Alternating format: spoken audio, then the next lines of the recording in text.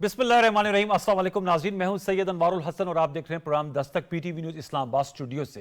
नाज़रीन, मौजूदा हुकूमत की मुद्दत मुकम्मल हो रही है। 9 अगस्त यानी कल वज़ीर-ए-आज़म पाकिस्तान ने आज एक तकरीब से खिताब करते हुए कहा कि वो कौमी असम्बली की तहलील के हवाले से समरी सदर पाकिस्तान को भिजवा देंगे। उन्होंने ये भी कहा कि उसके बाद फिर जो आइनी तकाजे हैं उनको पूरा करके इक़्तिदार निगरान हुकूमत के हवाले कर दिया जाएगा। हम देख रहे हैं कि निगरान वज़ीर-ए-आज़म के हवाले से भी बहुत से नाम गर्दिश कर रहे हैं और ये भी बताया जा रहा है कि वज़ीर-ए-आज़म मोहम्मद शहबाज शरीफ साहब ने, चूँकि उनकी इत्तेहादी हुकूमत है, अपनी कोलिशन पार्टनर्स के साथ इन नामों पर मुशावरत मुकम्मल कर ली है और कल उनकी मुलाकात मुतवक्की है लीडर ऑफ द अपोजिशन राजा रियाज साहब से, जिसके बाद फिर निगरान वज़ीर-ए-आज़म का नाम सामने आ जाएगा। इस हवाले से आज प्राइम मिनिस्टर शहबाज शरीफ साहब ने अहम फंक्शंस में शिरकत की। उन्होंने GHQ का अलविदाई दौरा किया, वहाँ army chief general Syed Asim Munir साहब ने उनको रिसीव किया। इस मौके पर खिताब करते हुए वज़ीर-ए-आज़म पाकिस्तान ने कहा कि जो स्पेशल इन्वेस्टमेंट फैसिलिटेशन सेंटर का क़याम है, इससे पाकिस्तान के जो मुआशी दरीना मसाइल है उनके हल की ये कुंजी है और अरबों डॉलर की सरमायाकारी इस फोरम के, इस फैसिलिटेशन सेंटर के तवज्जुह से पाकिस्तान को मैसर आएगी और फिर पाकिस्तान जो है वो कर्ज लेने की पोजीशन में नहीं रहेगा, बल्कि पाकिस्तान खुद इक्तिसादी खुद मुख्तारी की तरफ बढ़ेगा। और इसका क्रेडिट भी उन्होंने, मौजूद वहाँ पर थे चीफ ऑफ आर्मी स्टाफ, उनको दिया कि उनकी और उनकी टीम ने इस पर बड़ा कलीदी किरदार अदा किया है।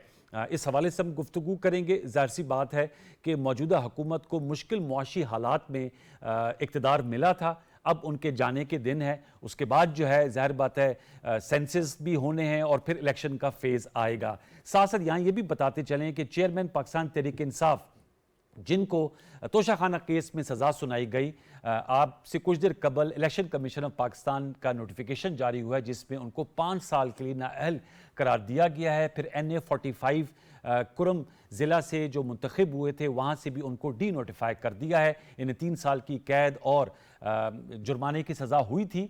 इस हवाले से कल उन्होंने तोशाखाना फैसले के खिलाफ अपील भी दायर की है और वो मुकर्रर हो गई इस्लामाबाद हाई कोर्ट में। 2 रुकनी बेंच जस्टिस आमिर फारूक और जस्टिस तारिक महमूद जहांगीरी साहब इस पे समाअत करेंगे। इन तमाम नुकात का आज नशिस्त में अहाता करेंगे। 3 इंतहाई मोतबर नाम मेरे साथ आज शरीक गुफ्तगू का तौर में आपसे कराए। इस्लामाबाद स्टूडियोज में ज्वाइन किया कैसर अहमद शेख साहब ने, मेंबर कौमी असम्बली हैं। मुशर्रफ नवाज से आपका ताल्लुक है, सीनियर पार्लियामेंटेरियन और प्राइम मिनिस्टर शहबाज शरीफ साहब के मामले खुसूसी हैं। सर, आपका बहुत शुक्रिया। हमें ज्वाइन कर रहे हैं सेनेटर कामरान मुर्तज़ा साहब, सेनेट ऑफ पाकिस्तान के रुकन है, सीनियर पार्लियामेंटेरियन है, जमीयत उलमाए पाकिस्तान के आप मरकजी रहनुमा। सर, आपका बहुत शुक्रिया। अहमद बिलाल महबूब साहब, सदर पिल्डेट, हमें बजरिया स्काइप ज्वाइन कर रहे हैं। सर, बहुत शुक्रिया, नवाजिश का आपने भी वक्त दिया। तीनों मौजूद को फॉर्मल वेलकम। मैं अहमद बिलाल महबूब साहब से गुफ्तगू का आगाज़ करना चाहूँगा। अहमद बिलाल महबूब साहब, सर, आप कल प्राइम मिनिस्टर साहब खुद उन्होंने 2-3 दफ़ा ये बात की, कबल अज़ वक्त तहलील करने जा रहे हैं और कल बताया जा रहा है पार्लियामेंट का मुश्तरका इजलास है, प्राइम मिनिस्टर साहब का अलविदाई खिताब भी है और एडवाइस भी चली जाएगी सदर पाकिस्तान को, असम्बली तहलील हो जाएगी, फिर ट्रांसफर ऑफ पावर होगा। सर, क्या कहेंगे, ये भी एक तरह से कौमी असम्बली अपनी टर्म मुकम्मल कर रही है। ऑलमोस्ट 12 अगस्त रात 12 बजे तक टर्म थी, कुछ दिन पहले तहलील हो रही है। ये जो सफ़र हुआ इस पर हमने देखा कि पहले PTI की गवर्नमेंट रही, उसके बाद फिर PDM की इत्तेहादी हुकूमत ने इक़्तिदार संभाला। क्या कहेंगे ओवरऑल, और ये जो हुकूमत अब जा रही है 15-16 माह की कारकर्दगी के साथ इलेक्शंस में, इस पे आपका क्या ओपिनियन है सर? बहुत शुक्रिया अनवार साहब। देखिए, ये तो असम्बली जो अपनी मुद्दत पूरी कर रही है, एक तो बड़ी अच्छी बात यह है कि हमारे यहाँ चूंकि माजी में ज़्यादातर असम्बलियों ने अपनी मुद्दत पूरी नहीं की जी। वजीर आज़म तो कोई भी ऐसा नहीं गुजरा जिसने अपनी मुद्दत पूरी की हो, लेकिन चंद असम्बलियों ने अपनी मुद्दत पूरी की है। उनमें से एक ये भी है। वो 2-3 दिन का फ़र्क है, उससे कोई फ़र्क नहीं पड़ता, वो तो टेक्निकल सी बात है। बंदा असम्बली ने अपनी मुद्दत पूरी कर ली है। तो इसके हम इस दौरान में, इस असम्बली के दौरान बहुत सी तारीखी काम हुए हैं। एक बड़ा तारीखी काम तो यही हुआ है कि पीसफुल चेंज ऑफ गवर्नमेंट हुई है वोट ऑफ नो कॉन्फिडेंस के ज़रिए से। उसके ज़रिए से मुख्तलिफ आरा हो सकती है, इंस्टेबिलिटी पैदा हुई, उसके ज़रिए से आने वाली हुकूमत के लिए मुश्किलात पैदा हुई, ये बातें अलग है। लेकिन बहरहाल एक पीसफुल ट्रांसफ़र ऑफ गवर्नमेंट हुई, ये एक अहम बात थी। इन्होंने रिकॉर्ड मेरे ख्याल में कानून साजी की है इस असेंबली ने। जी। पिछली तीनों असेंबलियों के मुकाबले में इस असेंबली ने रिकॉर्ड कानून साजी की है। कोई 250 के करीब, मेरे ख्याल में जब ये असेंबली कल डिसॉल्व होगी तो 250 के करीब कानून पास कर चुकी होगी, जबकि इससे पिछली असेंबली ने ज़्यादा से ज़्यादा 192 कानून पास किए थे। अब इस बारे में एक अलग शिकायत है कि वो कानून बड़ी तेज़ी में पास हुए, कुछ कानून इतने मुतफ़िका नहीं थे, किस पे बहुत एतराज़ था, वो एक अलग बहस है, वो अपनी जगह ठीक है, लेकिन कानून साजी बहुत हुई है इस दौरान, ये एक मानने वाली बात है। तो ये अभी मेरे ख्याल में तहलील, जो इसकी तहलील होने के बाद इसका एक तफसीली एनालिसिस लोग करेंगे। सर। मेरे ख्याल में जो आपने आखिरी बात कही थी कि ये हुकूमत जो 15 महीने रही है, इसके बारे में क्या है, तो मैं समझता हूँ कि इन्होंने इंतहाई मुश्किल हालात में हुकूमत अपने सर पे उठाई थी, और ये लोग बल्कि इनको इस बारे में तनकीद का निशाना बना रहे थे कि इन्होंने इन मुश्किल हालात में अपने सर पे ये बला क्यों उठाई है। और वाकई उसके ज़रिए से इनकी जो मकबूलियत, थोड़ा सा ग्राफ बढ़ रहा था इस हुकूमत को संभालने से पहले, और इमरान खान से आपका ग्राफ नीचे जा रहा था, वो बिल्कुल उलट हो गया मामला। अच्छा। और वो इस हुकूमत की मकबूलियत, इन पार्टियों की मकबूलियत, लेकिन बहरहाल इन्होंने इस चैलेंज को फेस किया। और बड़ी बात यह है कि इन्होंने, मैं समझता हूं कि ये भी एक क्रेडिट देने की बात है कि इन्होंने डिफॉल्ट को अवॉइड कर लिया। ठीक। ये हालात ऐसे हो गए थे कि डिफॉल्ट से बचना इटसेल्फ एक कारनामा समझा जाएगा, और उसमें शहबाज शरीफ साहब की जो पर्सनल डिप्लोमेसी है, मैं समझता हूं उसको भी खराज तहसीन पेश करना चाहिए। वजीर खजाना तो हाथ उठा चुके थे जी। और सब लोग कह रहे थे कि आप IMF के साथ डील नहीं हो सकती, और उसके बाद आपको डिफॉल्ट का खतरा सामने नजर आ रहा था, लेकिन शहबाज शरीफ साहब ने हिम्मत नहीं आ रही, वो मुस्तकिल पीछे लगे रहे, और फिर जाके उन्होंने मना लिया, और 3 साल का एक स्टैंड बाई उन्होंने एग्रीमेंट कर लिया। ये बड़ा कारनामा है, और मैं समझता हूँ कि इन हालात में इसी तरह की कुछ चीजें ही आप कर सकते थे। अहमद साहब, अब मेरे ख्याल में बाकी 9 माह हालात का के हुआ है, साथ शायद क्या 9 करते माह हैं? का $3 अरब का हुआ है sir, stand by agreement sir. जी, 9 माह का स्टैंड बाय एग्रीमेंट, जी जी। बिल्कुल। ठीक सर, मैं दोबारा लौट के भी आपके पास आऊंगा। आपने अहम नुकात उठाए। कैसर ठीक है, शेख साहब, सर चूंकि आपका ताल्लुक भी मईशत से है, वज़ीर आज़म के मामले ख़ुसूस से अहमद बिलाल महबूब साहब ने भी कहा कि सबसे ज़्यादा तो आप लोगों की जो चैलेंज था वो इकोनॉमिक था, पॉलिटिकल तो था ही था, क्योंकि आप अदम एतमाद लेकर आए थे, और आपके सियासी मुखालिफ चेयरमैन PTI तो आप लोगों को इम्पोर्टेड हुकूमत भी कह रहे थे, और फिर साइफर कंट्रोवर्सी और तमाम चीज़ें, लेकिन इकोनॉमी वॉज द की। आज भी प्राइम मिनिस्टर शहबाज शरीफ साहब ने 2 तकरीब से खिताब की GHQ में, और जो सोलर प्लांट्स की तकरीब थी किसानों के लिए, उसमें उन्होंने यही कहा कि डिफ़ॉल्ट अगर हो जाता तो फिर जो ज़रूरी अद्वियात हैं उनकी भी अवेलेबिलिटी ख़तरे में पड़ जाती है, और SIFC का भी जिक्र किया।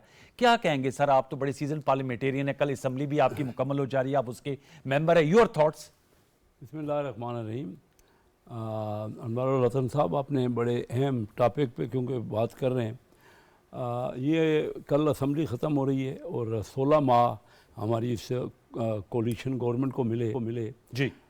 देखिए, इसमें कोई शक नहीं कि एक बहुत मुश्किल वक्त था, और इसमें भी कोई शक नहीं कि मियाँ शहबाज शरीफ साहब ने एक एग्जाम्पलरी तरीके से इसको 16 महीने में हैंडल किया। यस, पॉलिटिकली भी और इकोनॉमिकली भी। ये वो उन्होंने पिछले दिनों खाना दिया, तो उसमें उन्होंने कहा, और मुझे बड़ी अच्छी उनकी बात लगी, कि लोग कहते थे कि शहबाज शरीफ सिर्फ एक एडमिनिस्ट्रेटर हैं, अब शायद मान गए होंगे कि शहबाज शरीफ पॉलिटिशियन भी हैं। देखिए, उन जो मुश्किलात उनको गुजरी, कोई और होता तो वाकई वो हाथ उठा देता। इतनी और मुख्तलिफ जमातों को इकट्ठा रखना, देखिए PTI से एक अपनी जमात नहीं वो 3.5 साल इकट्ठा रख सके ना, 22 मेंबर तो उनके हट के हमारे साथ ही बैठे हुए। जी जी। ठीक है, अभी भी देखिए कि ज़रा 9 मई का वाकया हुआ तो उनके सारे फाउंडर जो लीडर हैं वो भी निकल गए, और 3 पार्टियां बन गई।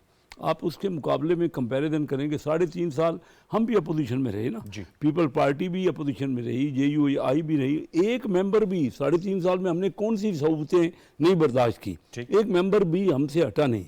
दिन रात हमें चोर डाकू कहते रहे, हर किस्म के ताने देते रहे वो, और जो कुछ उनसे हो सका उनके बस लेकिन में सर था। अहमद बिलाल महमूद साहब ने एक नुक्ता कहा है कि उससे आपके आने से पहले आप लोगों की जो पॉलिटिकल ग्राफ था वो बेहतर था, खान साहब का नीचे था, अब इसका बिल्कुल उलट हो गया जो अहमद बिलाल साहब कह रहे हैं जी देखिए, पॉपुलैरिटी के हवाले से। इसमें कोई शक नहीं कि हमने सेक्रीफाइस किया है। हमने अपनी पॉलिटिक्स को दाव पे लगा के हमने स्टेट को, देखिए इस वक्त मुल्क ही एट स्टेक था, जिस तरह की हालत थी कोई हम पे एतबार नहीं कर रहा था। ये क्लियर बात है कि IMF ने जो समझौता किया गया, PTI ने किया, उसको कमिटमेंट को पूरा नहीं किया। आखिर जाते जाते उन्होंने बजाय कि वो पेट्रोलियम की प्राइसेस मेंटेन उस हिसाब से रखने थे जो उनसे समझौते में कहा था, उन्होंने कम कर दी। और तो जानबूझ के उसको यानी ऐसा किया। और फिर इलेक्शंस फिर अब आएंगे तो चिन्योट में जब आप जाएंगे लोगों से वोट मांगने तो फिर ये आपको ऐसा हिट तो करें- नहीं करेगी चीज। ऐसा करें अनवार, आप चिन्योट में कभी किसी आपको चाहिए तो ये ना कि कभी कोई नहीं, हम भेजे। इंशाल्लाह आएंगे अभी सर। अभी मैं आपको बताऊं, मैं 14 अगस्त को पेट्रोल दे रहा हूं अपने पूरे डिस्ट्रिक्ट के। पेट्रोल महंगा हो गया ना, पेट्रोल तो दे रहे हैं? मैं उसका हल ये निकाल रहा हूं कि हर मोटरसाइकिल और रिक्शे वाले को जो पाकिस्तान का झंडा लहरा के मेरे डेरे पे आएगा 14 अगस्त को, मैं आपके थ्रू बात कर ये रहा हूं, बढ़िया आप- और ये पाकिस्तान में वायद Innovative idea है। और ये करोड़ रुपए का उन बच्चों को, उन यंगस्टर्स को, Good. तकरीबन 10,000 मोटरसाइकिल पूरे डिस्ट्रिक्ट से अच्छा। हमारे पास, और रिक्शे वाले जो आएंगे उनको 5 लीटर पेट्रोल हम पर्ची देंगे, फ्री देंगे। चलिए, ये तो सर ये क्योंकि हम ये चाह रहे हैं ना कि कुछ ना कुछ तो उनको रेमेडी करे ना। और वो ये मैं सालाना हैसियत ये में मैं मेरे में तो सालाना हुकूमती पर्सपेक्टिव से कह रहा नहीं, था। ये तो मैं सिर्फ पाकिस्तान डे में, ये पहली बार नहीं कर रहे हम, थ्रू आउट ये बहुत अरसे से कई सालों से मेरा हमारी नुक्ता इसकी सर बड़ी जा रही है। तस्वीर था कि क्या तो इससे कोई- बात आप ये तो बाय द वे एक बात हो गई जो आप कह रहे थे ना, देखिए हालात, लेकिन उसके बावजूद ये कहना कि लोग बड़े खुश हैं, देखिए मामला मुश्किल हालात है।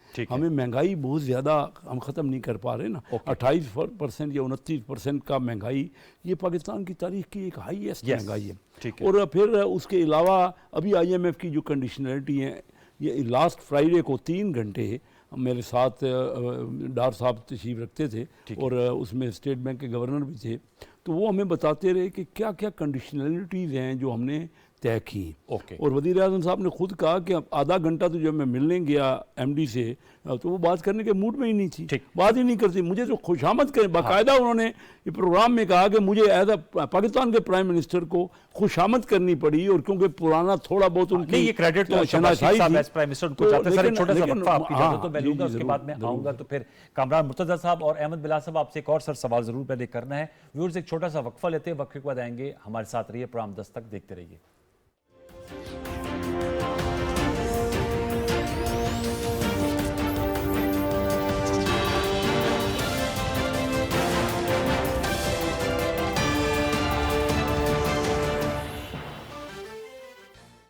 बेनज़ीर इनकम सपोर्ट प्रोग्राम की मुस्तहिक खवातीन के लिए खुशखबरी।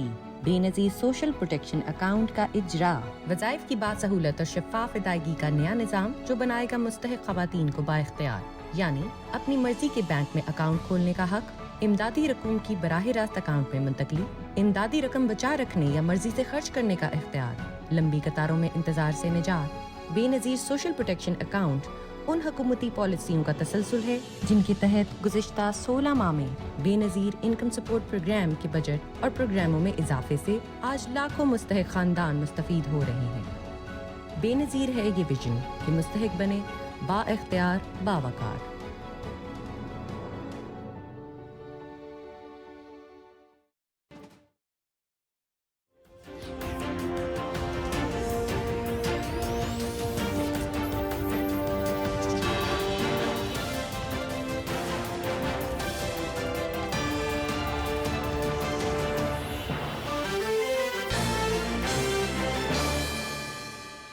जी वेलकम बैक। मैं चाहूंगा सेनेटर कामरान मुर्तजा साहब, सर हमें अखुंज़दा चटान साहब ने भी ज्वाइन किया, सीनियर पार्लियामेंटेरियन है, पाकिस्तान पीपल्स पार्टी की मरकजी रहनुमा है, उनके CC के मेंबर भी हैं, उनका भी बहुत शुक्रिया।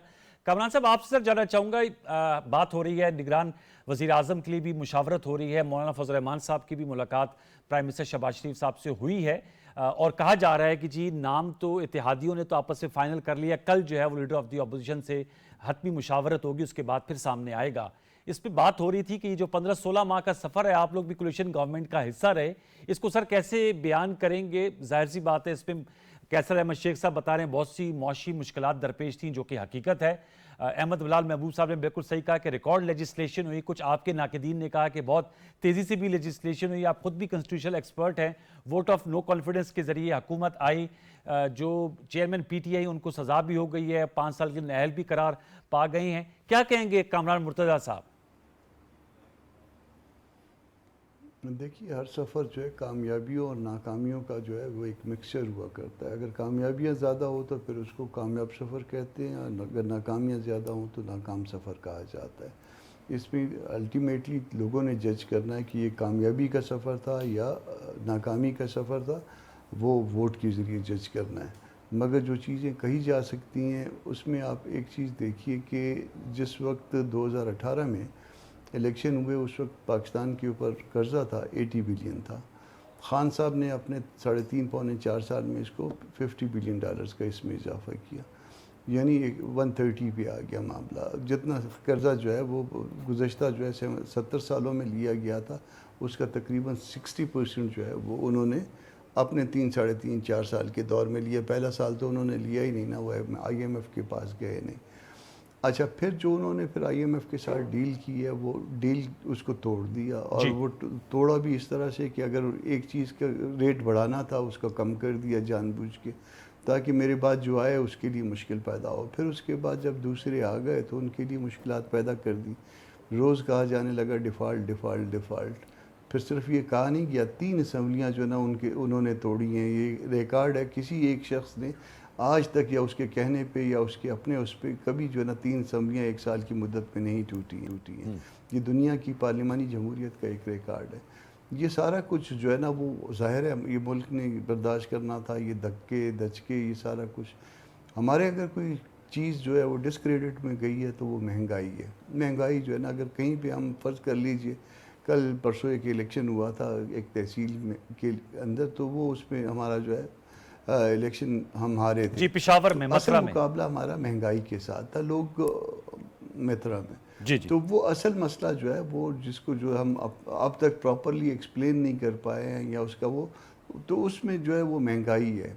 ये एक हमारा प्रॉब्लम है। दूसरा, ये जो हमने जो लेजिस्लेशन की है, लेजिस्लेशन जो है वो बहुत स्पीड में की गई है और आखिरी दिनों में की गई है, और उसमें बहुत सारी गलत लेजिस्लेशन भी की गई है। अच्छा, मुमकिन है कि कुछ कारणों को खुश करने के लिए भी की गई हो।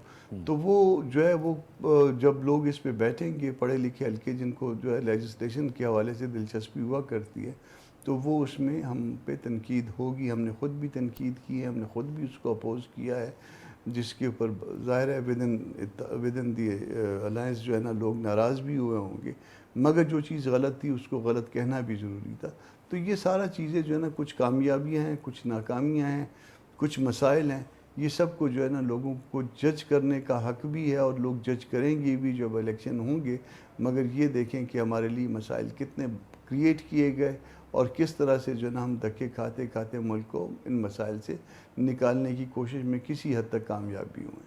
ठीक, मैं चट्टा साहब आपके साथ हूँ। मैं चाहूँगा अहमद बिलाल साहब से मैं अहम राय ले लूँ। अहमद बिलाल साहब, सर अब ज़ाहिर बात है, जैसे हमने बात की कि 15-16 माह का सफ़र था, अब एक ट्रांजिशन है, निगरान हुकूमत आएगी, और साथ में काउंसिल ऑफ कॉमन इंटरेस्ट ने नए सेंसिस की मंजूरी दी है, और उस हवाले से आज भी वज़ीर दाखिला राना सनाउल्लाह साहब का बयान था कि उसमें 4 माह लगेंगे।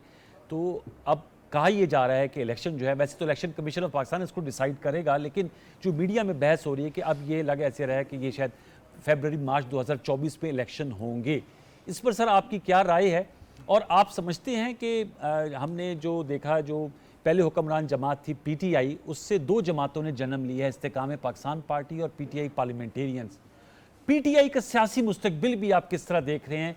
चेयरमैन उनकी जो ज़ाहिर बात उनका अपनी बहुत ज़्यादा फॉलोइंग है, वो अब जेल में है और वो नाअहल भी हो गए हैं। उनकी एक पिटीशन तो लगी हुई है ज़ाहिर बात इस्लामाबाद हाई कोर्ट में। उनको 2 फोरम्स अभी भी अवेलेबल हैं, इस्लामाबाद हाई कोर्ट और सुप्रीम कोर्ट। क्या कहेंगे इन 2 नुकात के हवाले से, PTI का पॉलिटिकल फ्यूचर और इलेक्शन ईयर? अनवार साहब, मेरे ख्याल में मैं जिस तरह आइन के आर्टिकल 51 के सब आर्टिकल 5 को पढ़ता हूँ सर, तो ये भी ऐन मुमकिन है कि इंतखाब को डिले करने की ज़रूरत पेश ना आए। अच्छा, क्योंकि जो आर्टिकल 51(5) है वो तो सिर्फ ये कहता है कि नई जब मरदमशुमारी नोटिफाई हो जाए तो आप कौमी असम्बली की सीटें नई आबादी के हिसाब से सूबों में तकसीम कर दें।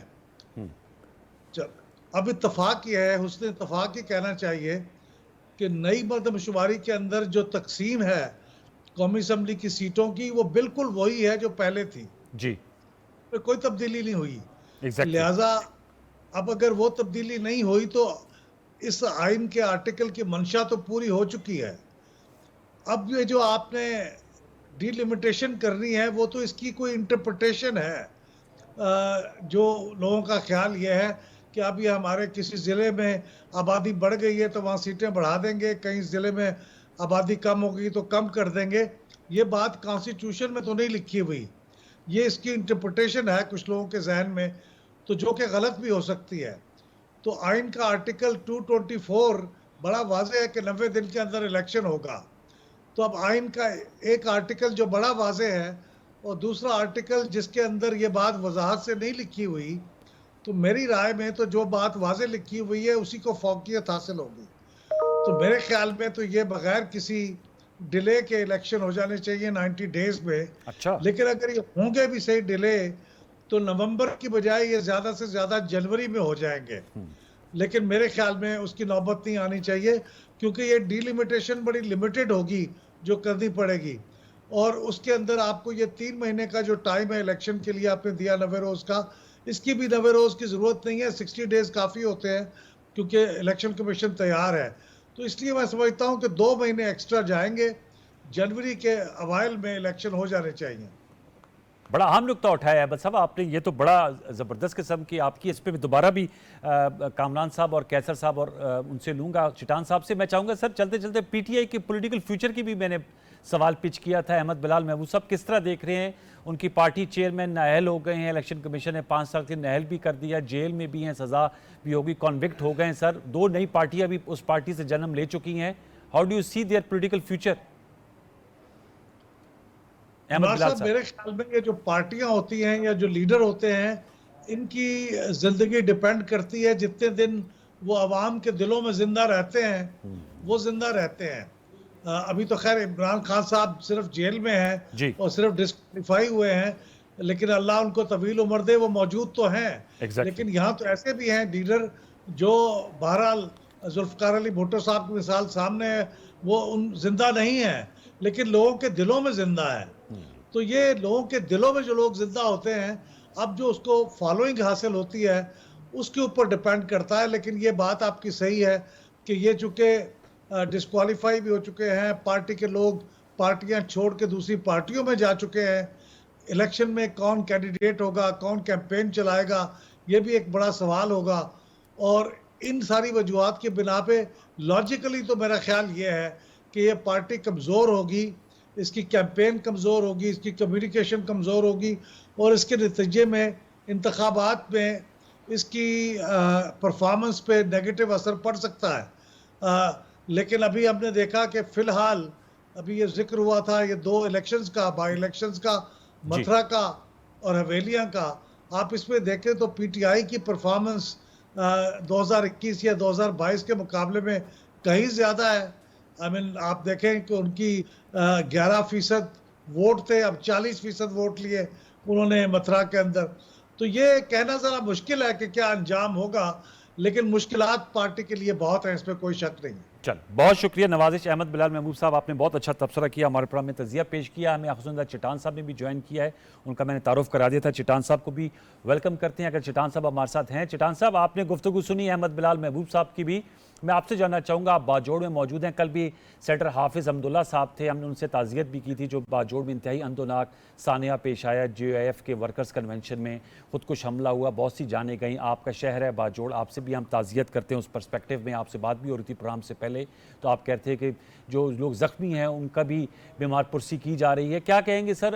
अब ये आप भी 2008 की असम्बली में मौजूद थे, अब तीसरी दफ़ा ट्रांजिशन मुकम्मल हुई है, खुशाइन बात है, क्या कहेंगे? इस तमाम भी 15-16 साल में पीपल्स पार्टी भी बड़ी कलीदी इसमें पार्टी थी। वैसे तो कल बिलावल भुट्टो जरदारी साहब की जो कौमी असम्बली की स्पीच है उसमें बहुत बातचीत हो रही है, जिसमें उन्होंने कहा कि जहाँ हमने बहुत से अच्छे काम किए वहाँ हमने 15-16 माह में जो इदारे हैं जिनको अपनी हदूद में काम रहकर काम करना चाहिए, उसको करने में हम कामयाब नहीं हो पाए। चट्टान साहब क्या कहेंगे इन तमाम नुकात पे? बिस्मिल्लाहिर्रहमानिर्रहीम। देखिए कि हमारा जो निगरान हुकूमत, हमारा जो इत्तेहादी हुकूमत था, वो जिस काम के लिए आया था, वो इसमें तो हमें कामयाबियाँ हुई, क्योंकि हम जो आ रहे थे तो वो इस मकसद से आए थे कि हमारे मुल्क को रेड लाइन तक पहुंचाया गया था, हमारा मईशत तबाह हो चुका था।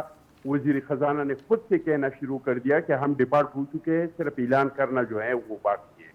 और इस वजह से हमने अपनी सियासत को दाव पे लगा के, और हमें पता था कि हम इख्तिदार में आएंगे और हम इस मईशत को बचाने के लिए सख्त फैसले करेंगे, तो इसके हमें क्या तय करना पड़ेगा। इसमें हमारे वोट बैंक पे असर पड़ेंगे, इसमें हमारी पॉपुलरिटी पे असर पड़ेंगे, लेकिन मुल्क के खातिर हमने ये सब कुछ दाव पे लगा के और हम इख्तिदार में आ गए, तो इस हद तक तो ठीक है कि हमने मुल्क को बचा लिया डिपार्ट करने से। फिर हमारा फैसला ये था कि 3 चीज़ों में हम तब्दीली करेंगे और इस पे इस्लाहात लाएंगे, कि हम नेब में इस्लाहात, नेब के इदारे में हम इस्लाहात लाएंगे, जो हर वक्त मीडिया पे वकला, इंसानी हुकूक की तंजीमें हमसे यही पूछते थे कि भाई आप लोगों के पास मौका था, ये जालिमाना निज़ाम है, ये सियासी इंजीनियरिंग के लिए बनाया गया सिस्टम था, तो आप लोगों ने इसमें तब्दीली क्यों नहीं लाई। तो एक नेब में हमने इस्लाहात करनी थी, इलेक्शन में इस्लाहात करनी थी, जुडिशरी में इस्लाहात लानी थी। तो इस हद तक तो हमने कोशिश किया और इसमें हम काफ़ी हद तक कामयाब हुई। और एक निगरान, एक इत्तेहादी हुकूमत जो एक वो इतना ही, कुछ चीजों में हम जरूर नाकामी हुई, जिसका कामरान मुर्तजा साहब भी किया कि आखिर में हमारी जो कानून साजियाँ हुई, इसमें हमने सब कुछ बिल्डोज कर दिया। और जिस तरह के पीटीआई के दौरे हुकूमत में 36 मिनट में 36 बिल पास हो गए थे, वही तरीक़ाकार हमारे पार्लियामान ने भी अपना लिया। और जो तरीक़ाकार है कि वो स्टैंडिंग कमेटी के पास जाए और सारा सब ठीक करके फिर इसके बाद इसको पास करे, तो वो हमें नाकामी हुई। हमें मईशत में ये नाकामी हुई कि पहले हमने एक वज़ीर खजाना को लाया, उन्होंने IMF के साथ एक वादा कर दिया और फिर इसको हमने हटा के दूसरा लाया, फिर उन्होंने इस पर अमल दरामद नहीं किया इस सरकार साहब ने, तो इससे मुल्क को बहुत नुकसान हुआ। अगर हम शुरू ही दिन से मिर्जा इस्माइल ने जो IMF के साथ मुआहिदा किया था, जो एग्रीमेंट किया था, तो अगर इस पे हम चलते और उसको हम चलाते और बीच में सरदार साहब ने जो कह दिया कि नहीं हमने ये नहीं करना, वो नहीं करना, ये काम हम नहीं करते, तो शायद हमारा मईशत कुछ और भी बेहतर होता। ठीक, तो ये सारा सब कुछ तो है, कुछ नाकामियां भी हैं, जो कुछ कामयाबियां भी हैं, लेकिन हम जिस मकसद के लिए आए थे वो वाहिद मकसद ये था कि मुल्क को बचाना है, मुल्क को डिपार्ट करने से बचाना है। तो हमने उसको, और हमने मुल्क के खारजा पॉलिसी को इंतहाई दुरुस्त कर दिया। पाकिस्तान बिल्कुल अकेला हो चुका था।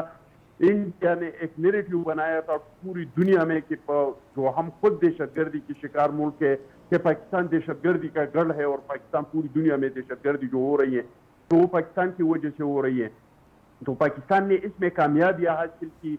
हमने अपने पड़ोसी ममालिक को, हमने सारी दुनिया में जो हमारा खारिजा पॉलिसी है उसको हमने बहुत कामयाबी से चला दिया, और इंडिया का जो एक नैरेटिव था उनको हमने शिकस्त दिया, जो वो पाकिस्तान को एक दहशतगर्द मुल्क करार देने के लिए पूरी दुनिया में एक कैंपेन कर रहे थे। तो कामयाबियाँ हमारे बहुत है। अगर इस हमारी ये 1 साल के हुकूमत को आप उठा के देख ले और 4 साल PTI की हुकूमत को आपको देख ले, तो एक दिन में PTI की हुकूमत में हमारा मुल्क पीछे जा रहा था। लेकिन चट्टान साहब, वो अहमद बिलाल महबूब साहब कहते कथा कलामी के लिए माजरत, हुकूमत में हर दिन का। चट्टान साहब, वो आप ठीक कह रहे हैं, जाहिर बात है कंपैरिजन होता है, लेकिन अभी आपने सुना अहमद बिलाल महबूब साहब कह रहे थे कि जो अभी हालिया इलेक्शन हुआ है पेशावर में, कामरान मुर्तजा साहब मौजूद हैं, GOF की सीट थी मतरा में, वहाँ उनका वोट बैंक में इजाफा हुआ है, अहमद बिलाल साहब कह रहे थे। और हवेलिया में भी उनके मेरे ख्याल में जो पार्टी का बंदा है वो 2nd नंबर पे आया है सर। तो मैं जरा ये आपके लिए फूड फॉर थॉट छोड़े जा रहा हूँ। मैं जरा कैसर शेख साहब से नुक्ता लेके फिर कामरान साहब के पास आऊंगा। मैं इस पे मुख्तसर सा जवाब दे दूं। जी दे दें, जी दे दें चट्टान साहब, दे दें। तो इसका मतलब ये है कि जो PTI जो कह रहे हैं कि हमारा एस्टेब्लिशमेंट सियासत में मुदाखलत कर रही है, ये झूठ बोल रहे हैं। इन्होंने जो सीट जीती है इसका मतलब ये है कि एस्टेब्लिशमेंट सियासत में कोई मुदाखलत नहीं है, और आइंदा जो इलेक्शन होगा वो साफ और शफाफ होगा। चलिए, ये तो अच्छी बात है। वो PTI को वोट देना चाहे तो हम क्या कर सकते हैं। ठीक है, सही, ये आपकी बात सही है। चलिए एक छोटा सा अब तो ब्रेक के बताएंगे तो तफसीलन इसका जवाब दीजिएगा। जो अहमद बिलाल महबूब साहब ने नुक्ता उठाया, मैं चाहूंगा कैसर शेख साहब और कामरान साहब से इसके भी राय लूं कि वो कह रहे हैं कि जो सेंसस हुआ है उसमें सूबों की सीटों में फ़र्क नहीं आया, तो डीलिमिटेशंस का जो इशू है उनके मुताबिक इसमें 2 माह ही लग सकते हैं ज़्यादा से ज़्यादा जनवरी तक। इन पे इनकी मोहतरम पार्लियामेंटेरियंस की क्या राय, ये भी जाने की छोटा सा वक्त दौरा लौट के आते हैं, हमारे साथ रहिए।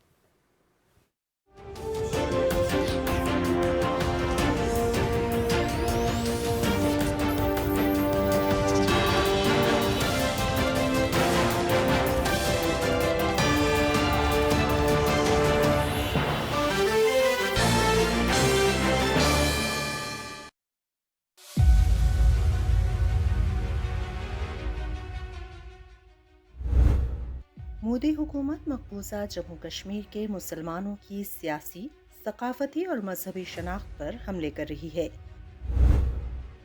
भारतीय हुकूमत ने कश्मीरी मुसलमानों को बेख्तियार करने के लिए कई इक़दाम किए हैं।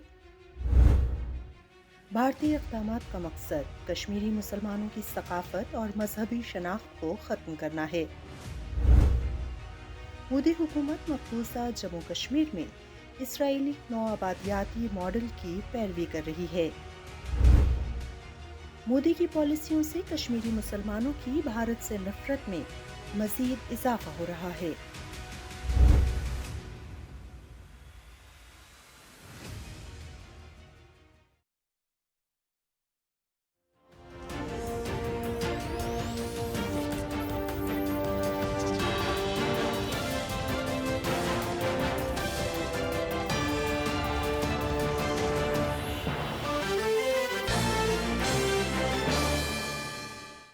Welcome back. कैसर शेख साहब सर क्या कहेंगे डीलिमिटेशंस के हवाले से जो अहमद बिलाल महबूब साहब ने नुक्ता उठाया है, इस पे आपकी क्या राय है? क्योंकि सूबों की सीटों में कोई तब्दीली नहीं है। पंजाब की 146 हैं, गालिबन 146 हैं, 147 से वही रही हैं, खैबर पख्तूनख्वा, बलूचिस्तान, सिंध।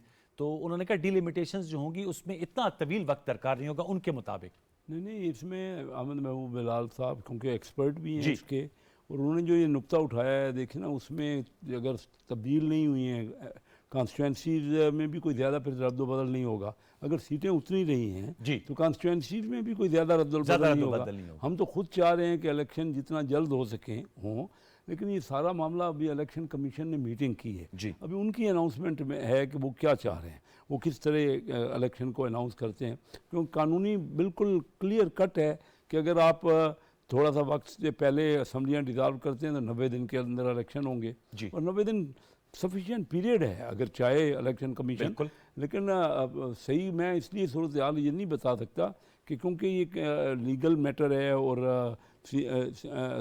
जो जुरिसडिक्शन है इलेक्शन कमीशन की, आज उन्होंने मीटिंग भी की है। चार्टर ऑफ कॉमन जो है उसका काउंसिल ऑफ कॉमन इंटरेस्ट जो है, उन्होंने फैसला जो किया है तो वो यही कहा है कि नई मरदमशुमारी पे हो गया। तो उसमें सूरत हाल जो बनती है।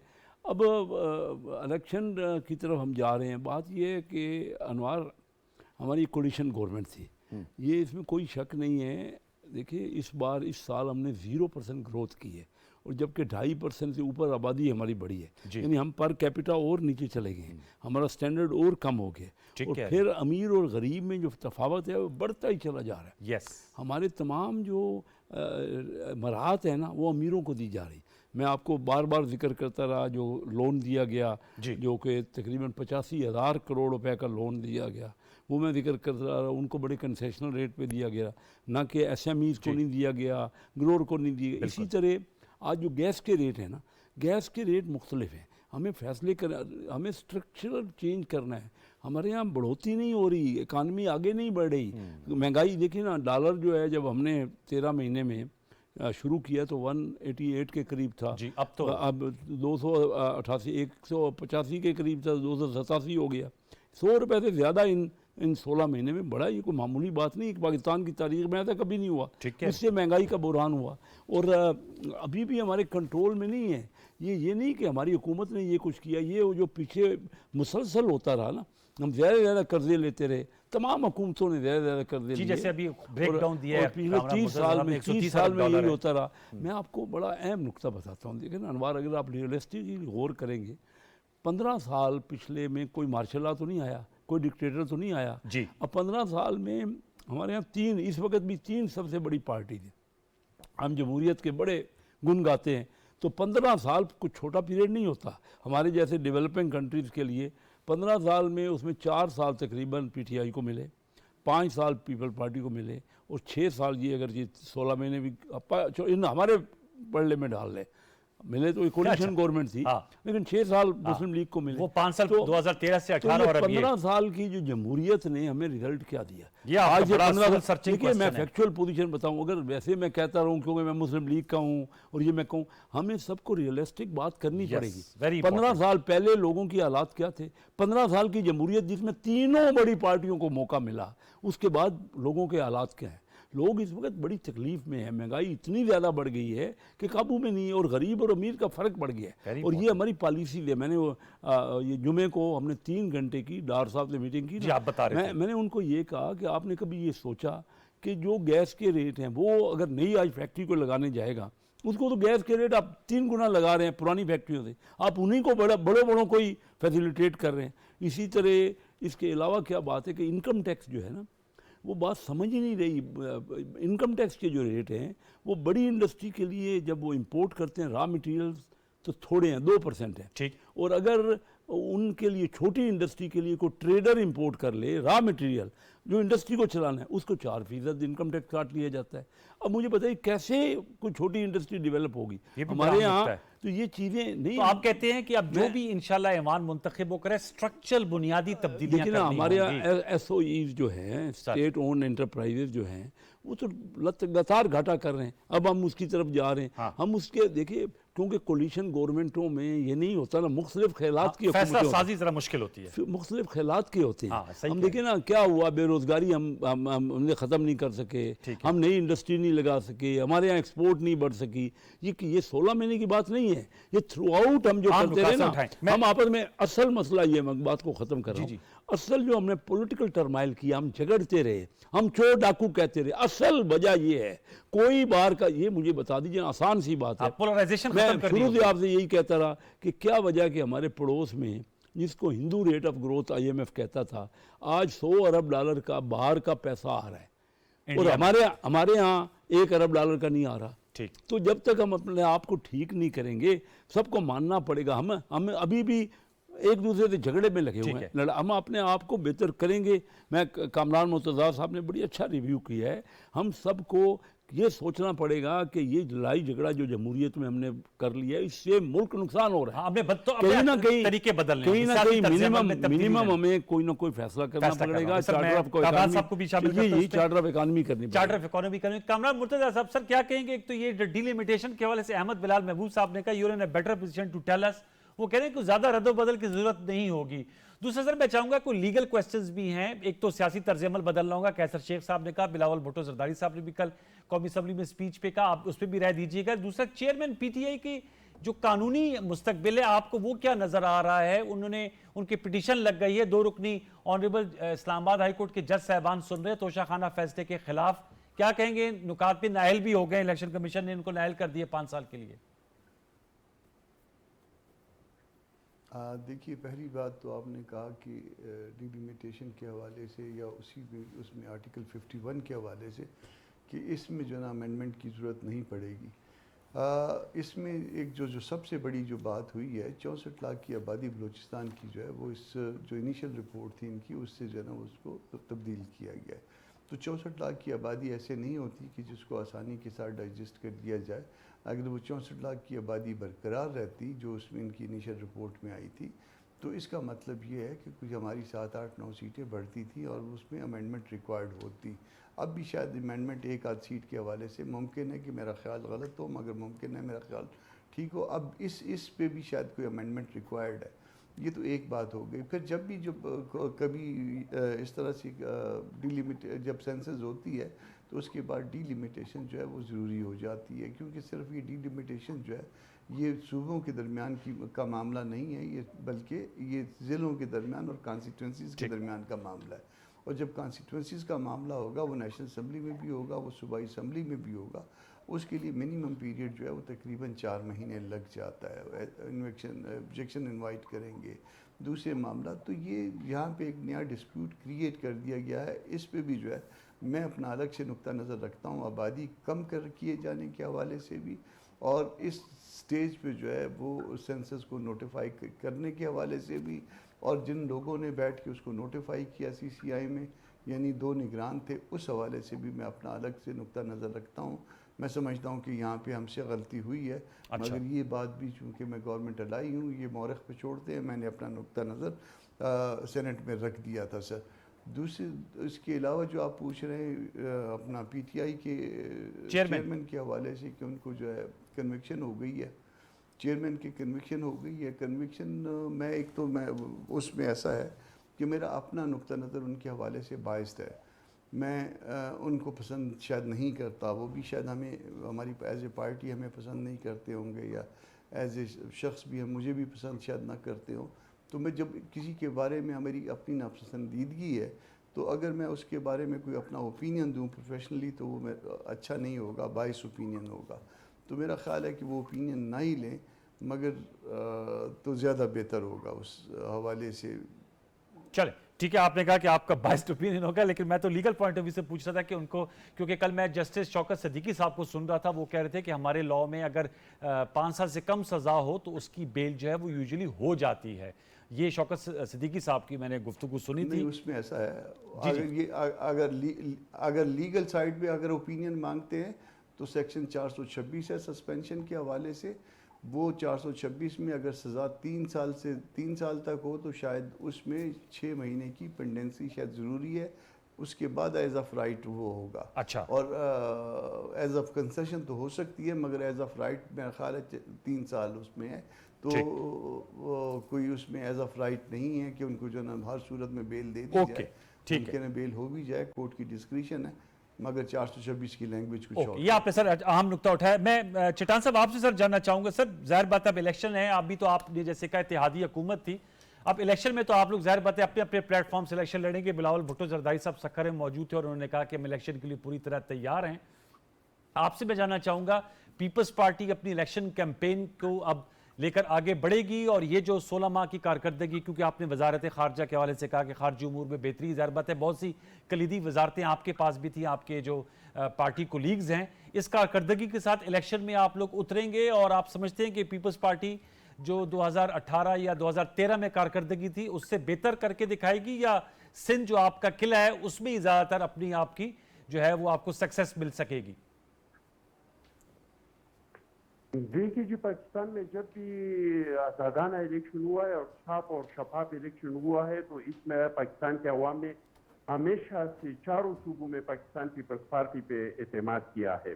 अच्छा। जहां तक इलेक्शन का ताल्लुक है, तो मैं ये समझता हूँ कि चाहे इलेक्शन पुराने सेंसस पे हो या नई सेंसस पे हो, लेकिन इलेक्शन इस मुल्क का जरूरत है।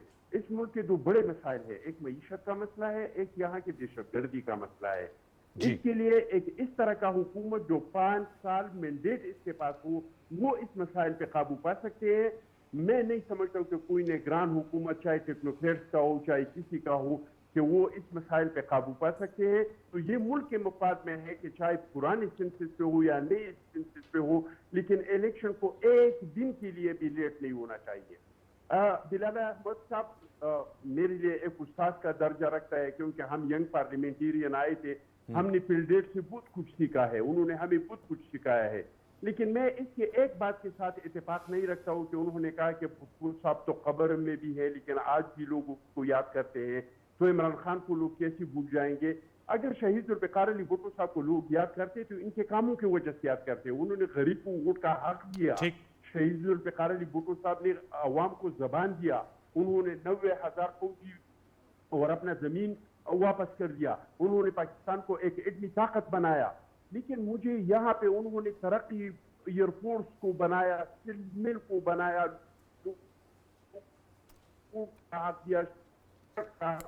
बहुत सारे ऐसे काम है कि शहीद जुल्फ़िकार अली भुट्टो साहब लोग इनकी वजह से याद करते हैं।